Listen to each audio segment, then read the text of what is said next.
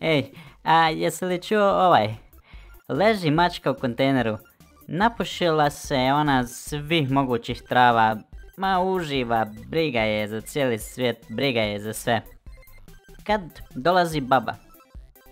Pošla baba da baci smeće i otvara kontejner, vidi mačku u njemu. I logično, kaže baba, pis maco.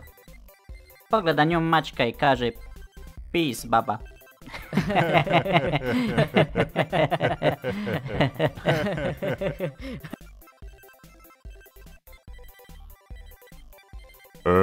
Čujem da si ti preuzeo kavanu, pa svaka čast Rona. Ali slušaj, nisam ovdje zbog toga. Pričao sam sa predsjednikom kluba i mi igrači smo se dogovorili. Hoćemo te nazad, Rona. Nije bitno šta košta. A ne mogu se sada vratiti.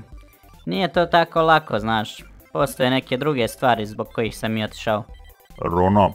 Rona, to nije odgovor koji želim da čujem.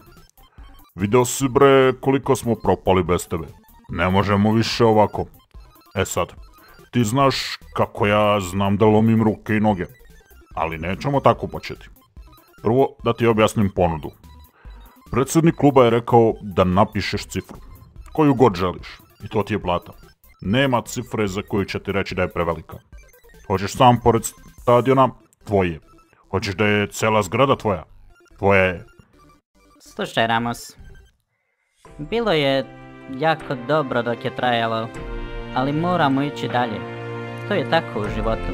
Koliko god nešto trajalo, koliko god bilo dobro, svemu jednom dođe kraj.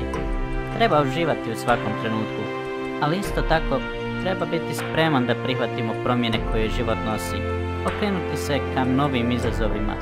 Moramo rasti, doživljavati nova iskustva. U realu, ja sam proveo najbolje godine svog života i nije bilo lako otići, ali to je bio jedini izbor koji sam imao u tom trenutku. Pusti mi te debilne spike, bre. Kao što sam već rekao, ako ne prihvatiš ponudu, ja imam dozvolu da te ubedim na bilo koji drugi način. A ti znaš kako ja znam da ubeđujem. Znaš, prije nego si ti bio glavni za te stvari, bio je neko još bolji, još jači, još luđi. Valjda si vidio Jacku tamo ispred dok si dolazio.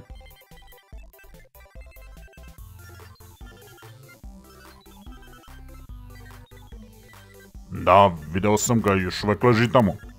I ko je to uradio? Baš mi je drago da si pitao. Vidiš, oko kafane se malo borimo i sada kada je moja, želim osigurati da ostane moja.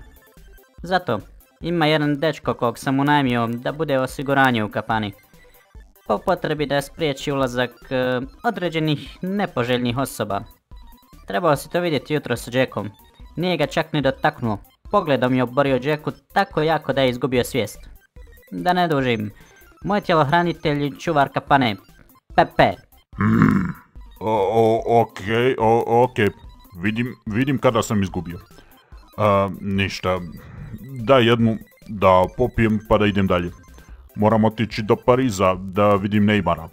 Pripremili smo i za njega ponudu koju ne može odbiti. Neymara? Hoćete Neymara da dovedete umjesto mene? Pa taj idiot je jučer bio ovdje. Opili se zbog onog sranja s Manchesterom. Ali, znaš šta se desilo? Krenuli da izađu iz kafane navečer i zapeo za bocu od pive tamo kod vrata. Valjao se skroz do ulice i kaže opet se povrijedio. I vi mislite da će on moći mene razamijeni. Samo malo. Pepe, opet je neko na vratima. Idi provjeri.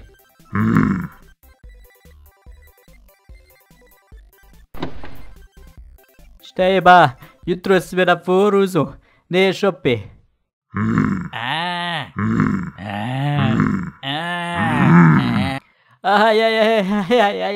Jebem ti. Kako opet?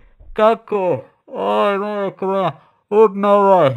Aj, zovite policiju, zovite mi hitnu. Aj, jebem ti. Aj, šta mi urad? Svidio me, daj mi kartu.